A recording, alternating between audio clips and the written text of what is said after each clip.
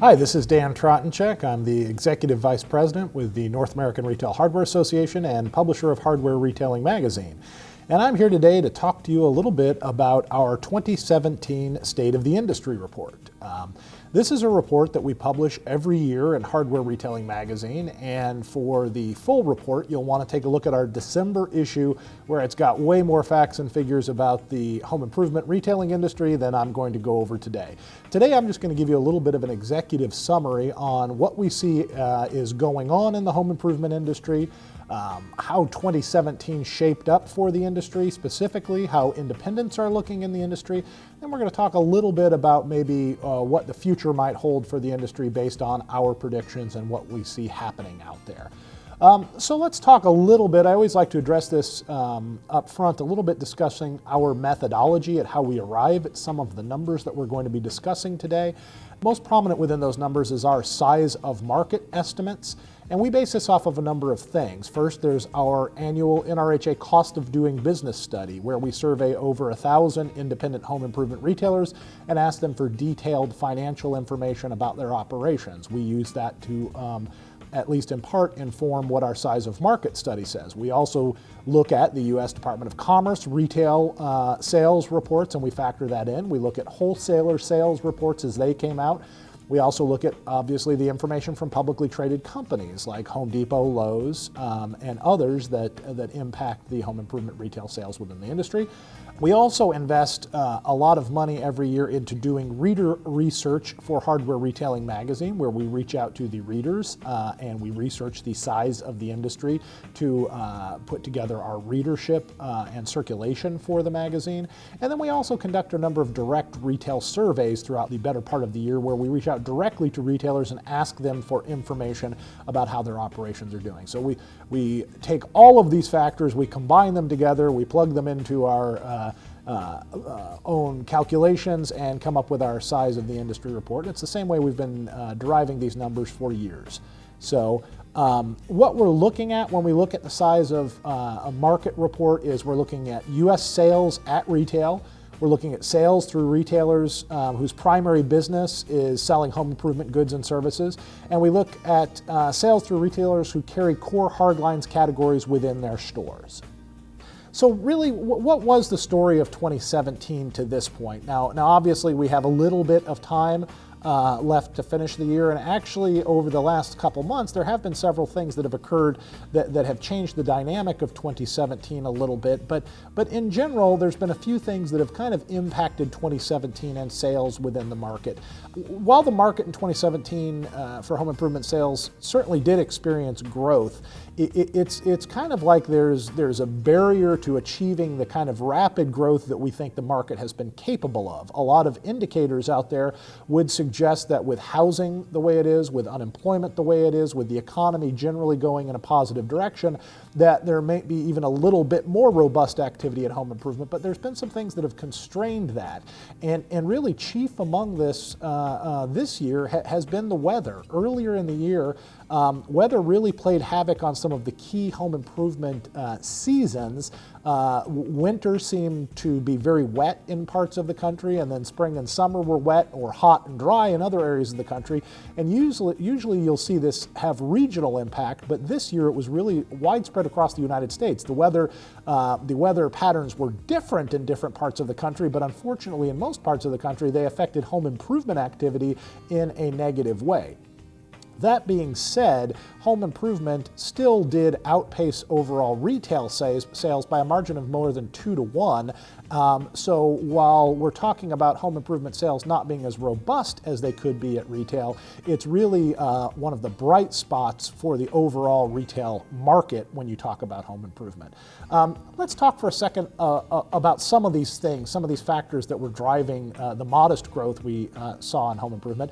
And one is consumer confidence. Consumer confidence is still relatively strong.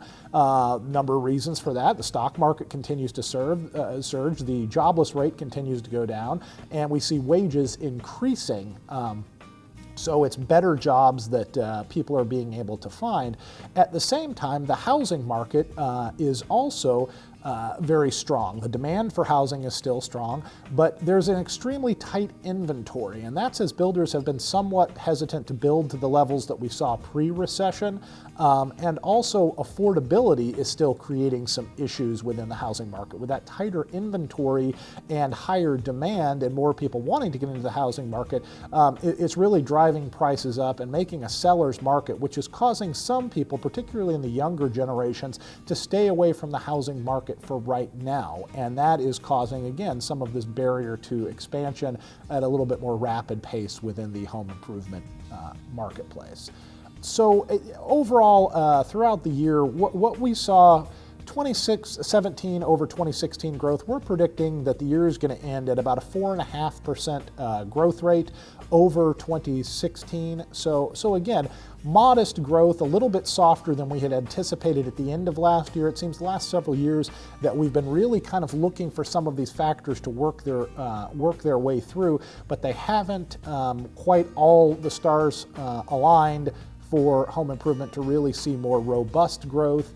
In 2017, that means we are pegging the size of the industry at about $373.6 billion, which we are also predicting that over the next 3 or 4 years, we'll see a compound annual growth rate in the neighborhood of the low 4%, 4.3, 4.4%. So we anticipate that this growth is going to continue.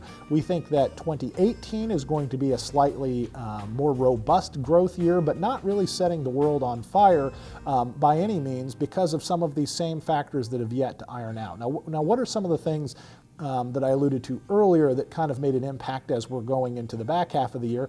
Well, most notably, the weather cycles started to align a little bit better. The fall season was certainly a little bit better in parts of the country for out engaging in fall activities. And unfortunately, some negative weather patterns with the hurricanes and storms that hit in the third quarter have impacted sales in a positive direction for a lot of retailers that are tied to the rebuilding of those areas that were damaged. And of course, those are things that we never necessarily want to see, but they do certainly have an impact on the way the sales are going. And those are some of the things as we go into 2018 that we think are going to buoy sales earlier in the year. Is we're seeing that spring, now no one can certainly predict the weather, but we're seeing that the spring months might have a little bit more positive weather outcome. And we also think that we will continue to feel some of the positive momentum from some of the rebuilding efforts that are going on. And we don't see any reason that the housing market would slow going into 2018.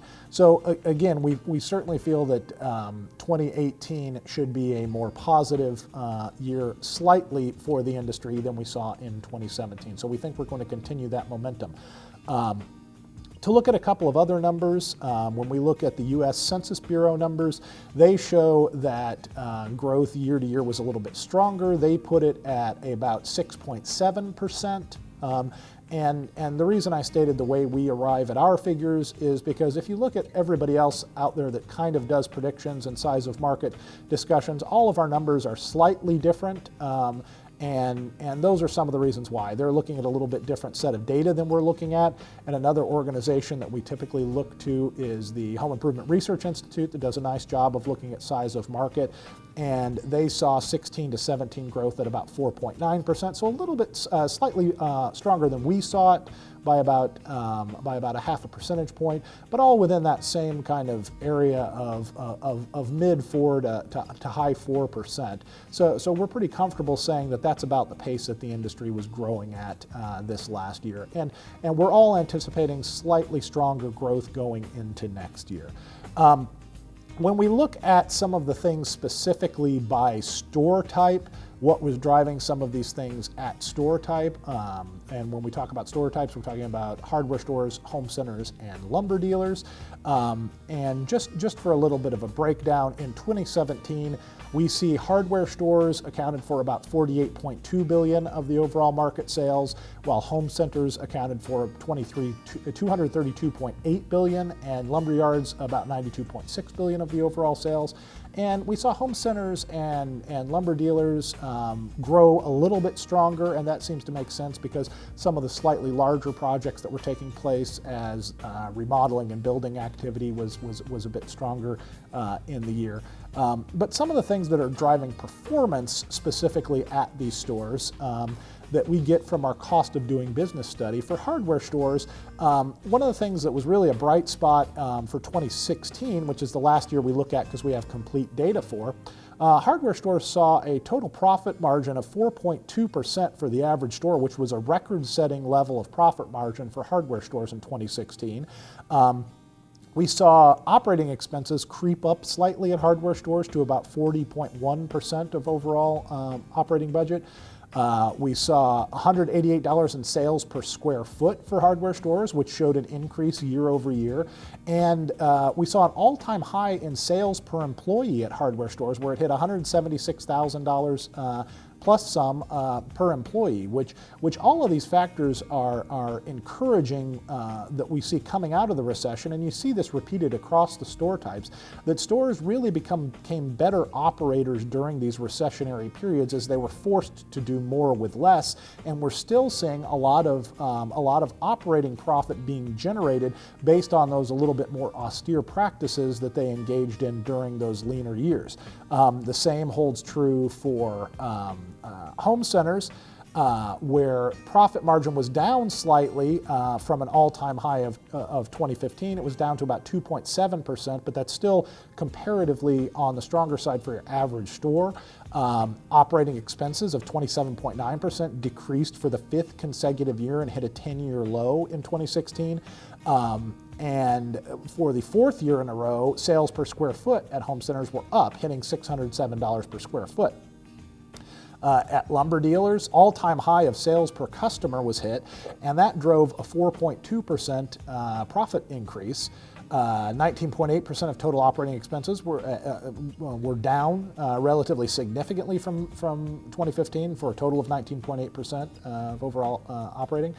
And they marked an increase year over year with an increase in inventory per square foot, $129, and in gross margin per employee was down slightly to $92,138. But again, all encouraging factors we're seeing that these stores are able to produce more with less and drive more profits to the bottom line. So all of the uptick to this is that the stores are seeing increases in sales and also able to wring out more profit at the bottom line based on better business and operating practices. And we don't see any reason that this should change in 2018. So as we wind down this year, we're looking forward to a strong 4th quarter results. We'll have to see how things like Black Friday turn out, but we think that the 4th quarter year to year should be stronger. So we're encouraged and excited that if anything, we might exceed our prediction for the 2017 year in completion based on some of those factors that we didn't realize would happen, like some of the storms and some of the Black Friday activity that's a little bit unpredictable. And we're very confident that next year should see a slight uptick year over year from this year. So 2018 should be slightly stronger. And in a little bit less official sense, we reached out to retailers and spoke to a large group of independent retailers and asked them unofficially how their sales year-to-date 2017 were versus 2016, and 60% roughly of those retailers said that their sales had increased moderately or increased significantly. So again, that's a strong number of retailers illustrating that they had sales increases year over year, and perhaps more importantly, only 3% said they reported any kind of significant decrease in sales, with about 22% saying that sales were roughly the same year over year. So all encouraging signs overall for home improvement retailing in the marketplace, particularly when you compare it to retail as a whole. So if these numbers interested you, or if you're somehow allied to the home improvement market, specifically the independent home improvement retailing market, you'll want to make sure to check out our December issue of Hardware Retailing Magazine, where we have all these figures and much more in greater detail. And as always, if there's anything we can do for you here at NRHA Hardware Retailing, don't hesitate to reach out. Thank you very much. Happy holidays to everybody, and look forward to next year. Thank you.